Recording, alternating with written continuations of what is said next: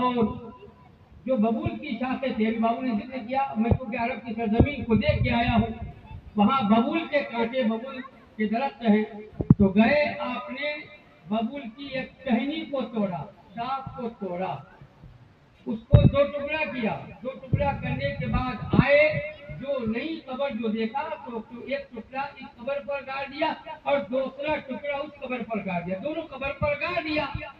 ایک مرتبہ محبت سے بولیے سبحان اللہ، جب بولیے گا سبحان اللہ، حدیث بڑا مزہ آئے گا، آپ کو لطف آئے گا اور آپ کو نصیحت۔ صحابہ نے عرض کیا، جب قریب آئے میرے آقا تو صحابہ نے عرض کیا، یا رسول اللہ آپ نے تو ایک نیا کام کیا۔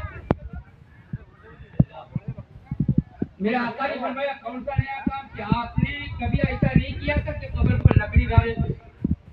کہا کہ میرے آقا فرماتے ہیں کہ میرے صحابی جو میں جانتا ہوں وہ تم نہیں جانتے ہو۔ اس قبر پر عذاب ہو رہا تھا، اس قبر پر بھی عذاب ہو رہا تھا۔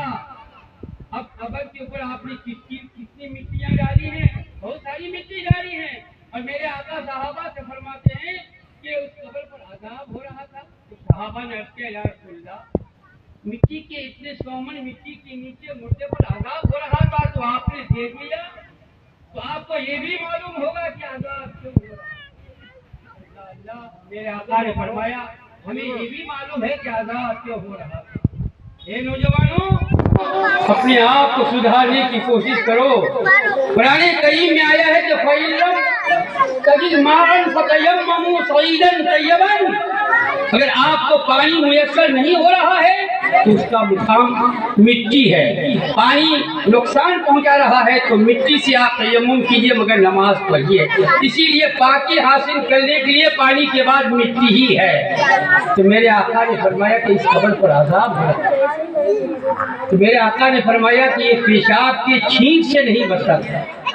شخص زمین پر پیشاب کرتا تھا، پیشاب کا جو چھینکے سوئی کے نوک کے برابر ریئیکشن کر کے پلٹ کر کے اس کے کپڑے پر آتا تھا تو وہ نہیں دیکھتا تھا، حالانکہ وہ نماز پڑھتا تھا، اس کے پاس شریعت تھی مگر صرف اس چھینک سے نہیں بچتا تھا، اسی لیے اس پر عذاب ہو رہا ہے۔ میرے ملت کے نوجوانوں، جو مستقل پانی کا استعمال ہی نہیں کرتا ہے تو اسے پاکی کا کیا اندازہ ہوگا، اسے صاف رہنے کا کیا اندازہ ہوگا۔ ایسی حالت میں اگر اس کی روح نکل گئی تو اس کا ٹھکانہ جہنم ہوگا۔ اور دوسری قبر کے مردے پر جو عذاب ہو رہا تھا تو میرے آقا نے فرمایا یہ چغل خور تھا، یہاں کی بات وہاں، وہاں کی بات وہاں، یہاں کی بات وہاں، وہاں کی بات فلاں جگہ، اسی کا نام چغل خوری ہے۔ ایسے وجہ سے اس کے اوپر عذاب ہو رہا تھا۔ اے ملت کے نوجوانوں، نصیحت حاصل کرو۔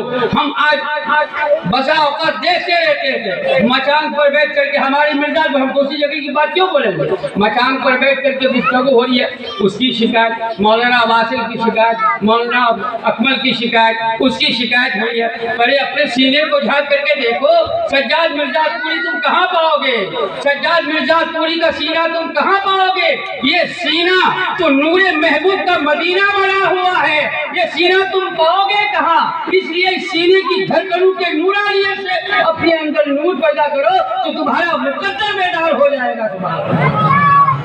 حضرات، کسی چیز نوجوانوں کے اندر نہیں ہے، پاکی حاصل کیجئے اور اپنے آپ کو صاف ستھرا رکھنے کی ضرورت ہے۔ موت پتہ نہیں کس وقت آ جائے گی۔ آپ ایک بار اور درود شریف پڑھیے، اللہم صلی اللہ علیہ وسلم۔ نعت پاک کا میرا مطلع اور ایک مطلع صرف پڑھوں گا، وہی ہماری ولادت شریف ہے۔ بولیے سبحان اللہ۔